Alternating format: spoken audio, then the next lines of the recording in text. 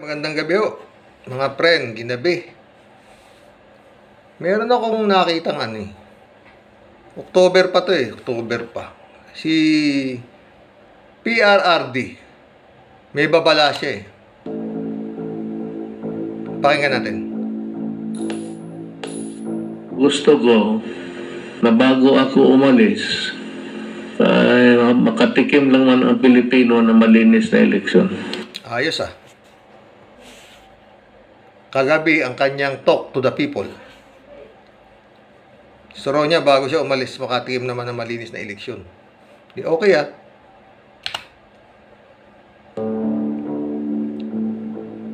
Nagbabala si PRRD sa mga may binabalak na pandaraya sa eleksyon 2022. Ayos?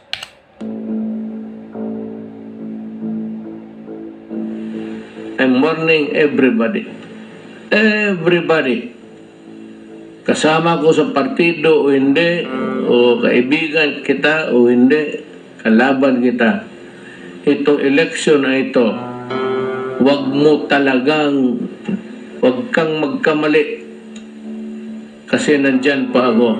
Yun Hindi ka talaga si Digong no? October pa to. Nakita ko lang kanina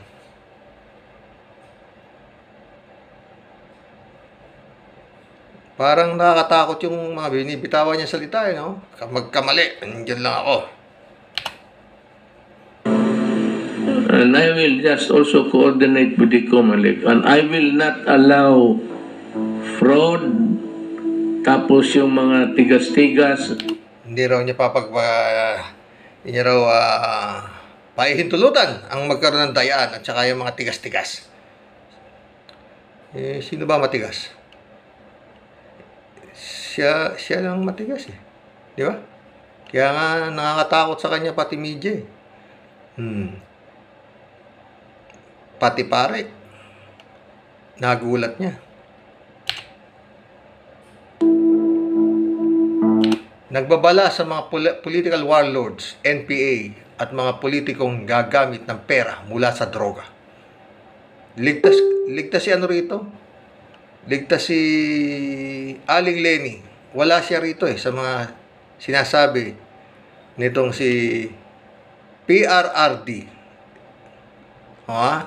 Nagbabala sa mga political warlords, NPA, at mga politikong gagamit ng pera mula sa droga.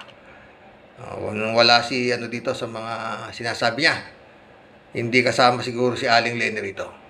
Si BP Leni. Wala naman siya political warlord, di ba?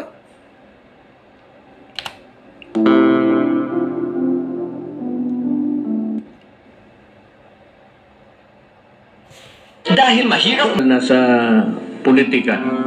Lalo na yung matagal na sa politika, sabi niya. Political warlords na may mga armas. Pag ganon ang gawin mo, you terrorize pati kayong mga NPA, huwag kayong sumali. You are fighting another cause. It's a losing one. Pero huwag kayong makialam dito sa election at saka yung drug money. Ayun, Yung drug money raw, huwag daw kayong magbigay ng mga perang galing sa droga. Oo, si Aling Leni, wala yan Walang ganyan si Leni Robredo. Sino kaya pinagsasabihan niya sa mga tumatakbong mga politiko? Sino kaya, mga friend? Malaman namin yan. Yan. Kung magtatapon ka ng pera, magbili ka ng boto, 1,000, 1 boto. Mukhang si paring Manny Pacquiao binabanatan niya. Wala naman si Aling Leni natin, di ba? Wala nga pera si Aling Leni. Sino kaya pinaparinggan ni Digong? Titignan ka namin. Yan. Hindi ako mainggit Yan. na presidente na ako. Mag-retire na nga Ayun, mag-retire na araw siya. Hindi siya mainggit. Inatasan ang mga pulis at militar upang disarmahan at ikulong ang gugulo sa mapayapang eleksyon. Oh, sino ba magulo? Sino ba magulo? Yun lang tanong ha, mga pre, ha. Natatakot ako dito sa babala ni Digong, sa totoo lang. Oh, sino ba magulo? Sila yata yung magulo. Hanggang ngayon, atras abante lang sila, di ba? Oh, aga tatakbo, aga hindi. Oh. Yan ang nakalagay, inatasan ang mga pulis at militar upang disarmahan at ikulong ang gugulo sa mapayapang eleksyon. Nakakatakot ho yung mga binibitawang salita ni PRRD. Nakakanerbiyos.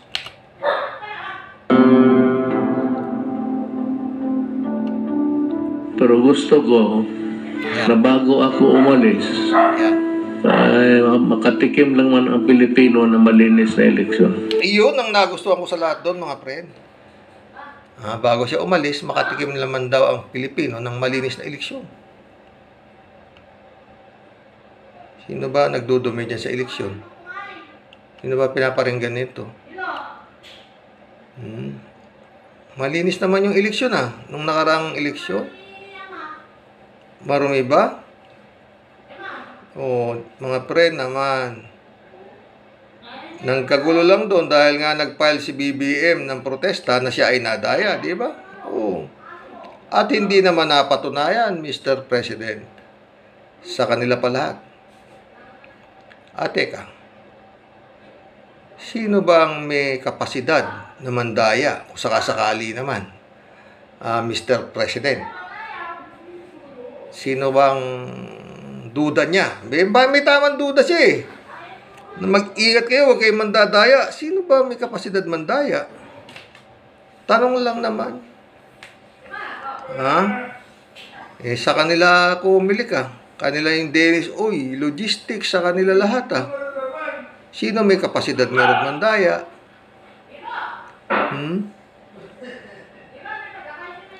Ang appointee niya yung mga commissioner. Sinong may kapasidad mandaya?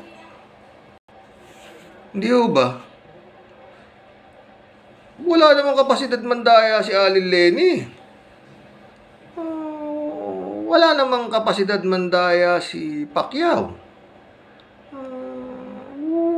Wala naman yatang kapasidad mandaya si Isko.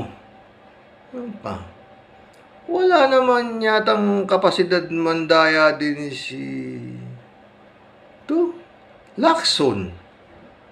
Ano yung sinasabi niya na baka magkaroon ng masinong mandadaya sa eleksyon na may kapasidad para mandaya?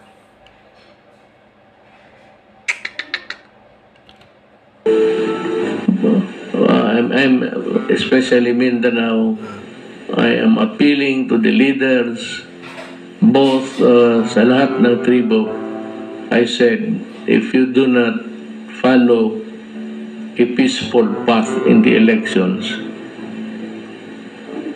papuntahan ko kayo ng army pati police. Disarmahan lahat ng tao, kulungin ka. Nakakatakot talaga mga sinasabi nitong presidente natin wala namang baril si Alin Lenny, mga pre, wala naman siya. Ligtas na si Alin Lenny rito. Sino kaya sinasabi niyang mga taong marami armas? Kinakabahan ako sa mga binibitawang salita nito, Pangulo, Ako na ang bahala magsagot kung bakit ka kinulong. Ayun, saan kaya niya kinukuha to?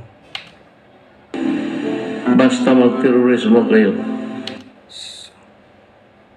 Nung nakaraang eleksyon, wala naman yatang terorismong nangyari, di ba? Wala, alam ko wala. Walang nagterorismo doon.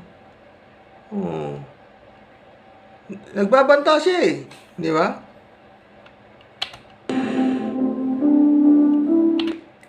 Pinasaringan ang anyay mga bastos na politikong may inidoro umanong paglalagyan. Inidoro na naman? Parang narinig ko na yan na 8 diretso sa inidoro. Ba't naman sa inidoro mo ilalagay? Pinasaringan ang anyay mga bastos na politikong may inidoro umanong paglalagyan. Si FLM yata yun, nasa inidoro na yata natutulog si FLM. Ha?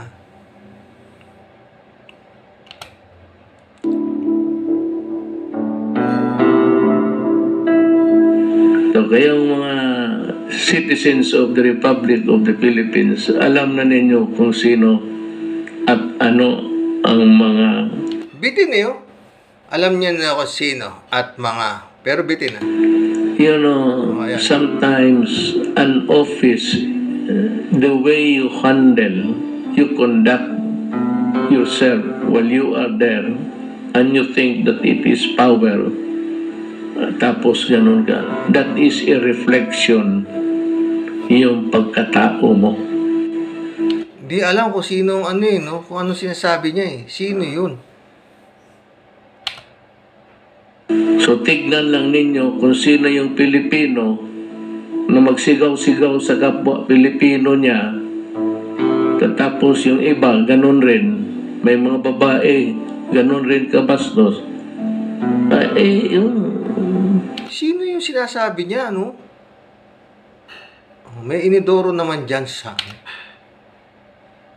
May inidoro naman dyan sa mga Pilipino, alam nila kung saan kayo ilagay.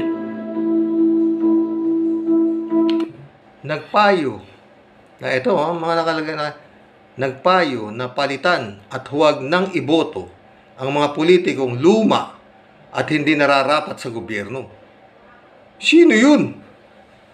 Sino ba lumang politiko? Di ba ito luma na rin siya, di ba? 35 years na raw siya sa politiko, di ba? Hindi siya luma. Sino kayo luma?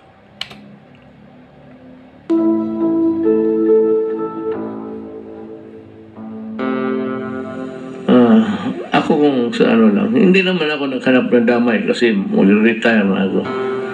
Pero matagal na rin yan sila. Halos kaedad ko yan eh.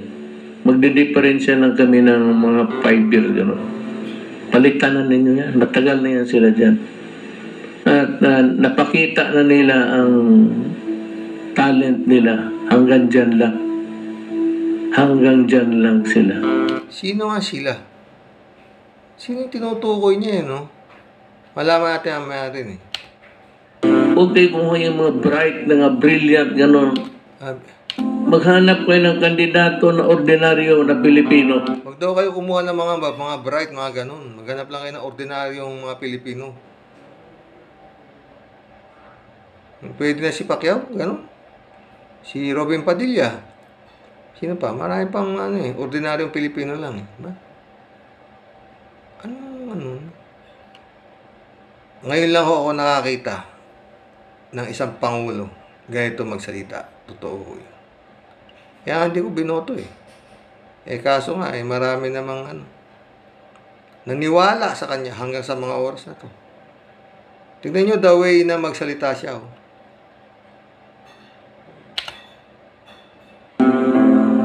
Bigyan ninyo ng panahon at ipakita rin niya. You are better off with ordinary-minded Filipinos. Itong na malaman mo kung mag-speech, magsalita, magsigaw. Kasi kung ako rin ang punta dyan, sabihin ko, hoy buang. Oh. Tama? Magsalita, siya ang magpunta dyan, sabihin ko, hoy buang. Hindi ko makuha yung gusto niyang ibig sabihin. Galit siya eh. Meron siyang pinatutungkulan na parang naman nagte-threaten siya na kung magkano kayo pahuli ko kayo. Magbayad kayang pera galing sa droga Sino tinutukoy niya?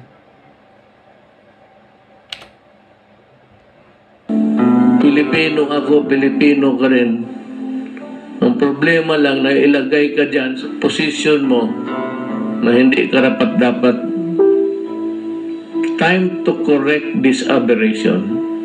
Panahon na talaga na I'd like to advise, not tell, advise the Filipinos na palitan na ninyo. Paano? Huwag ninyong iboto. Huh? Sino sinasabi niya? Kung magulo sila, may police, may military, they are the guardians of peace. So, do your duty. Sabihin ko sa kanila. Sino ba naging magulo? Sino ba magulo? Itong nakaraang eleksyon. Wala naman akong nakita na gulo eh. Sabi niya, yan lahat ang matapos magbigay ang Pangulo ng panibagong pahayag tungkol sa hearing ni Gordon sa Senado. Yun na namang hearing sa Senado.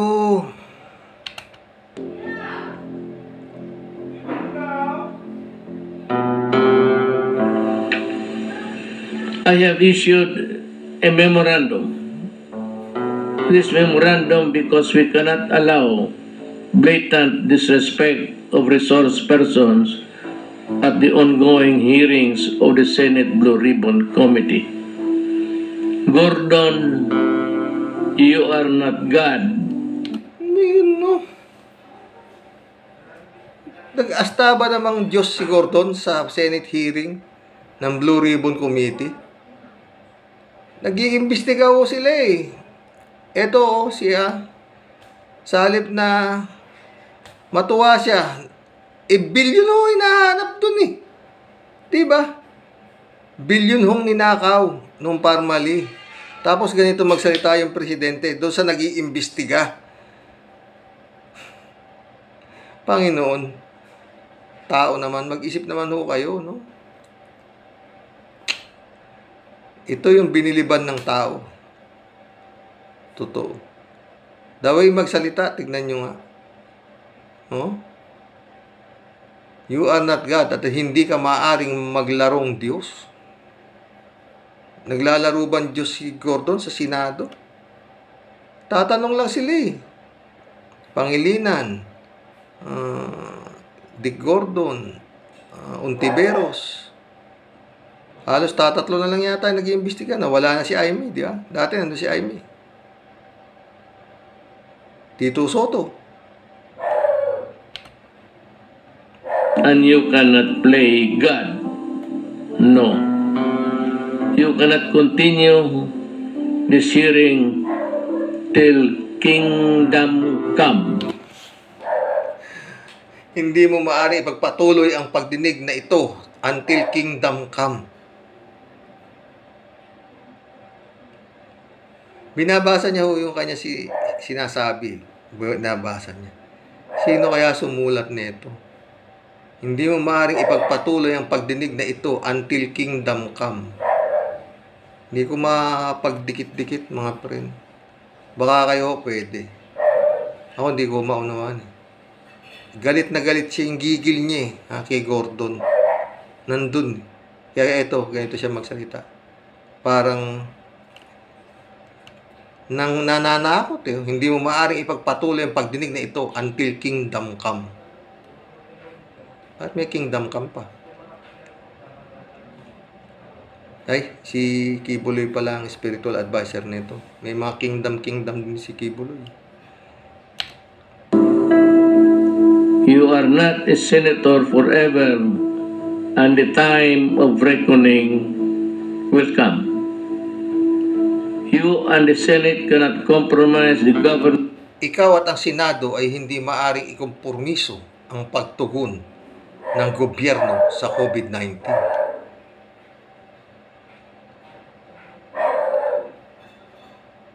Ikaw at ang Senado ay hindi maaring ikompormiso.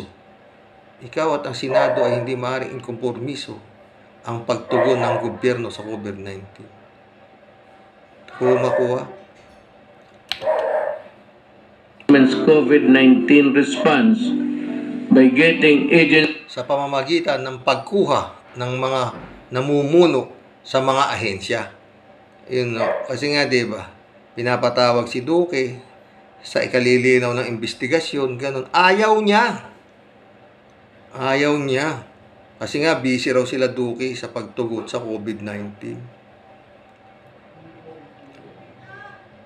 Mga friend naman. Paano busy? Ang iniimbestigahan nga, yung pera ng Department of Health na 42 billion Na ito na nga yung napunta sa Parmali yung 12 billion na Kasi leaders tied up for so long at your beck and ipapatawag kahit kailan mo gusto. Yun. May di ba? Kung ayaw naman nila pumunta, pwede. Kagaya hindi na yata pumupunta sila Duque sa pinapatawag ng Senado Ang pinatatawag na lang yung mga miyembro ng Parmali. Oo. Tsaka hindi naman parating may schedule, di ba? May schedule yung tawag sa Senado. Hindi naman kahit kailan gusto. Tsaka pwede namang magbigay ng rason yung na hindi kami makakapunta kasi nga busy kami rito. Pwede naman ganun ba't siya? Siya ang siyang nag-aano doon sa mga pinapatawag na Senado. Pwede naman magrason din ng mga bata sila Duque. Ang hirap po unawain to. call. Again, Muli kung sa palagay mo ay mayroon kang sapat na ebidensya laban sa Parmali. Yan, sabi niya. Kung may sapat kang ebidensya laban sa Parmali, sabi niya, muli kung sa palagay mo ay mayroon kang sapat na ebidensya laban sa Parmali. if you think you have enough evidence against Parmali to support your Upang suportahan ang iyong mga aligasyon. Tsaka aligasyon pa ba naman yan? Presidente naman. Maliwanag na korupsyon yan. Anong aligasyon? Wala allegations, go ahead. Magsampa ka na ng mga kaso, sabi niya. Nag-iimbestiga pa nga di ba? Bakit gusto niya na magsampa ng kaso?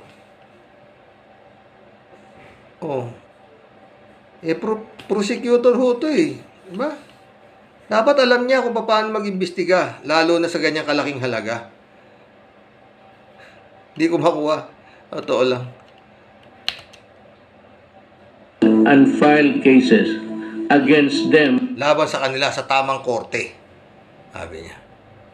Kumukuha pa nga ng talagang matibay na ebidensya ang Senado, di ba?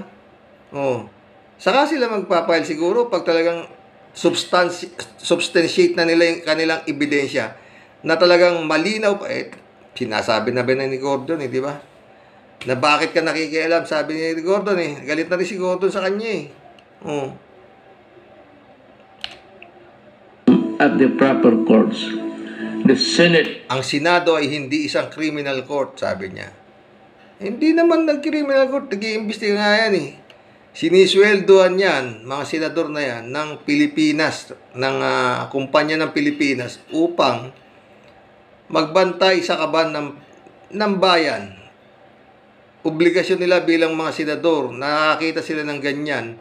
At lalong obligasyon naman ng presidente na nakikita na dapat matuwa pa siya sa totoo lang kung ako, wag na ako, kung kayo, sa ginagawa ng mga senador, nag-iimbestiga sila, mga inchika, mga dayuhan pa, nagnanakaw sa ating kaban ng bayan, maliwanag na maliwanag. Di ba kayo matutuwa? Pero siya, galit siya. It's not a criminal court. Stop using. Huwag mong gamitin ang iyong pang-witch hunt. Huwag mong gamitin itong pang-witch hunt. Anong witch? Anong pang-witch hunt? Ang lalalim ng yung it simply at the witch hunt. Executive branch. Nagawa na ng ehekutibo ang tungkulin nito. Nagawa na ng ehekutibo ang tungkulin nito.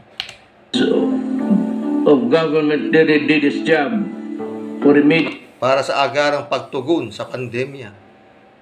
Nagawa na rin ng gobyerno ang agarang pagtugon sa pandemya.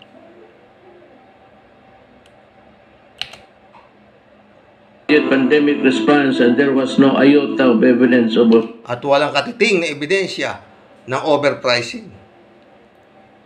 Eh ano pa iniimbestigahan nyo dyan, Senado? Kung wala pala raw katiting na ebidensya na ang overpricing. Ano nangyari kung walang overpricing? 625,000 ang kapital niyang Parmali. 11 bilyon ang kontratang nakakuha niyan. Yun na nga iniimbestigate, overpricing. Sabi rin ako, wala overpricing. Ewan ko. overpricing or money lost to O perang nawala dahil sa katiwalian. Wala daw perang nawala dahil sa katiwalian. O perang nawala dahil sa katiwalian. Ano ba naman? Presidente.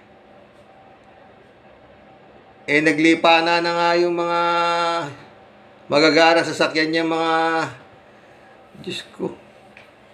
Kaya nga nabuisit na sila Gordon Pinakontempt na yung mga Tatakas pa nga, diba, yung Gargani. Paano walang katiwalian naman? Oo. Pero pag binasa mo ang nito, tawag dito, comment dito, mawiwindang ka corruption. Ang ibig sabihin ko ganito, maaari talaga kung nais mong gawin ito. You can really, if you want to do it, hearing ang pagdinig kahit hanggang pagkatapos pa ng Pasko. Kikialam talaga siya, no? Kahit pagdinig kahit hanggang pagkatapos pa ng Pasko. even after Christmas or O pagkatapos ng eleksyon, kung gusto mo, sabi niya.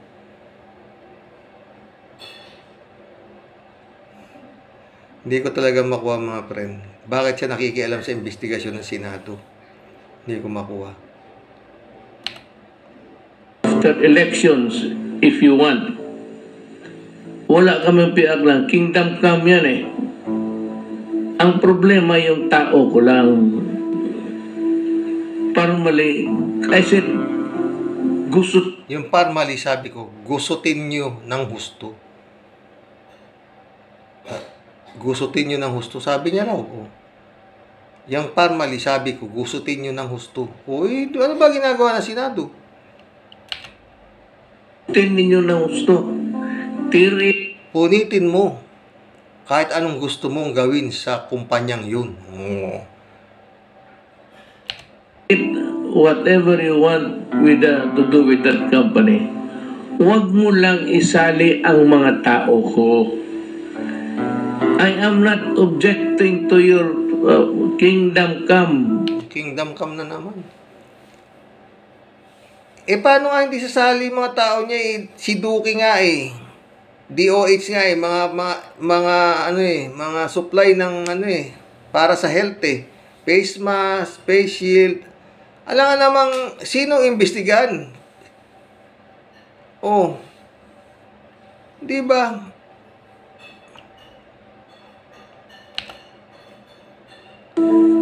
Pero wag yung mga tao na iniasahan ko para magipaglaban sa COVID-19.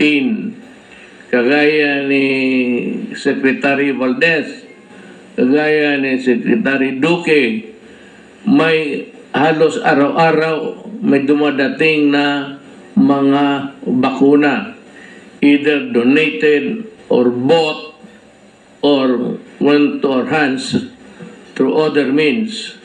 Halos nakikita ninyo araw-araw. He has to be there to supervise paano i-divide. Kasi sabi ko, do not be partial to any province or city. Haluin mo yan Huwag mong ibigay ang isang batch o dalawang batch o lahat ng batch, ibigay mo doon sa isang probinsya. Kasi yun ang gusto niya. Hindi pwede yan. Hatiin lahat kasi lahat na bakuna, lahat may visa yan as effective as the others. Actually.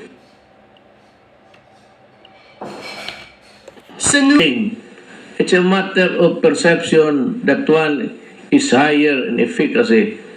Pero sa totoo lang, nakita mo naman, ang unang dumating dito, Sinovac, ang Sinopharm nandyan, okay naman. Walang side effects, wala lahat, at wala namang yung reinfection, hindi ka talaga you might not be careful. Hindi ka naghugas, hindi ka nagmask, hindi ka nag-iwas ng distansya, or you might have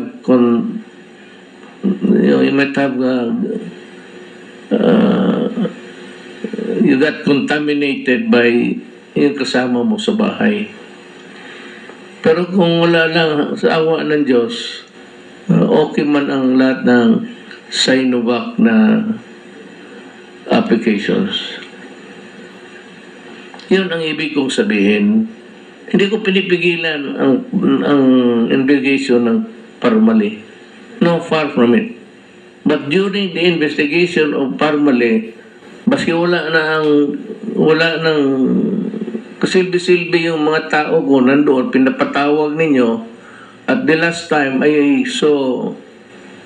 Parang magsalita siya, no? Parang pinalalabas niya, no? Yung mga nagsinado, mga bobo.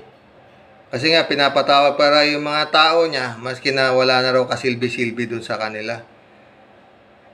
Yun ang pick up ko, ha? Ewan ko sa inyo. Maski na pinapatawag ninyo, maski wala namang yung mga tao ko, sabi niya. Di tanga yung mga senador kung ganon. Mahal na Pangulo, mga bobo pa kami mga senador. Tagal na senador yan, mga yan. Hindi ka pa presidente, senador na yan si Drilon, si Gordon, Pangilinan. Hindi ka pa presidente, senador na yan. Mga yan. Nung magsalita si Pangulo, talagang siya lang magaling. Totoo. I think it was Secretary Duque, and he said there, when you started the investigation for the day, and until you ended it, you did not even call Duque. He has so many problems to attend to. So with Secretary Galvez. Kaya ako napilitan magsabi, tama na yan. Tapos na sila nag-testify. Insofar as we are concerned, kami mga gobyerno, COA said no overprice, na-deliver lahat, nabayaran, and it was okay. Tapos na kami dyan. Ang COA na mismo nagsabi, so, bakit ba ito pabalik-balik itong mga tao ko? Na madalit salita, mga friend, itong mga Senado, bobo. Kasi, tanga. Dahil, ba't di ba pinapabalik-balik mga tao ko? Tapos na kami nagsalita. Ganon. May tatanong pa nga sila, mga senador meron pa nga silang itatanong, kaya sila pinababalik. Pero anyway, ngayon yata, di ba? Anong pa October to Hindi na yata sinatawag to Mga tao niya, puro yung Parmali na lang ang inaano. Di ba? Pero yung nakapagtaka. Parang the way na magsalita siya, tanga yung senador Yung mga nag-iimbestiga sa Blue Ribbon Committee. Yun ang ano ko Yun ang basa ko Yun sa sinasabi ni Pangulong Duterte. Pero doon sa mga binigay niyang warning na baka magkadayaan, mag-ingat kayo. Hindi ko papahintulutan yan. Gusto ko magkaroon na isang malinis na eleksyon. Lahat yung mga sinabi niya ron, wala hong kamay. Si BP Aling Leni Robredo. Wala ho ah. Wala ho siyang warlord, wala ho siyang armas, wala ho siyang perang galing sa droga, wala ho lahat. Malinis ang ating pangalawang Pangulo. Hindi ko alam kung sino yung binabalaan niya na baka mandadaya. Gusto niya raw malinis na eleksyon. Pwede niyang gawing malinis yan kasi nasa kanyang logistic, siya ang mga nag-appoint sa mga justices at ganito. Pero yun nga, kung gustong maging malinis niyan, hindi makakatakbo si Bongbong. Kung gusto ng malinis na eleksyon. Dahil nga, presidente, income tax return, hindi pa nakapag-file, 4 na taon. Magpa-file ka lang ng income tax return, nakasuhan ka pa, tumatakbo ka ng presidente. Na-guilty ka pa. At ang nagsasalita na kung tutuusin, hindi siya dapat makatakbo, ay si dating Justice Antonio Carpio. Kung talagang ang sinasabi nito si Digong, gusto niya ng malinis na eleksyon, hindi makatakbo si BBM, hindi. Totoo yun. At siya rin na nagsabi na merong kumakandidato na nagko-cocaine. Isang anak mayaman, spoiled brat, mahinang klase, ang BBM, sabi niya. Diba? Parang the way na magsalita siya, galit siya kay BBM. Kaya niya kung ano-ano sinasabi niya. Diba? Pero, dadapwat subalit ngunit.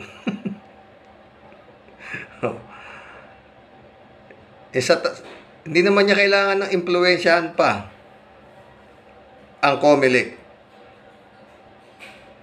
Kung talagang magiging parehas lang at talagang hindi naman kasi basta-basta yung nagsasabi.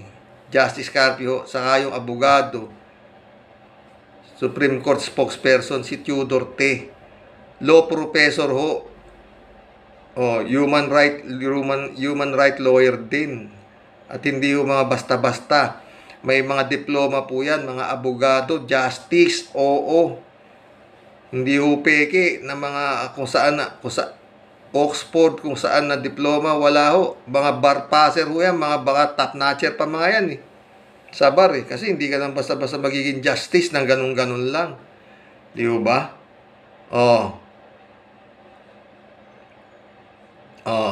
Di ba? Kung talagang malinis na halalan ang gustong mangyari ni Digong, hindi ko makatakbo si Bongbong. Kasi lang sa COC lang Have you ever been committed? Or have you ever been convicted of crime? No. Tapos na dun may conviction Diba? Ang ganito lang mga friend. Salamat doon sa mga dumadami-daming subscriber. Nakakatakot yung binitawan niya salita tungkol sa mag-ingat kayo mga mandaraya saga ng akin sino ba ang may kapasidad na mandaya? Kayo na po sumagot. Hindi na ako magsasalita. Kayo na po sumagot. Sino ang may kapasidad na mandaya? Magandang gabi po. God bless. Salamat sa mga dumadagdag na mga nagsusubscribe, Baka bukas na ako mapag-live. Nakatulog ko kanina nga hapon. Pasensya na bukas na lang bukas. Magandang gabi po. God bless.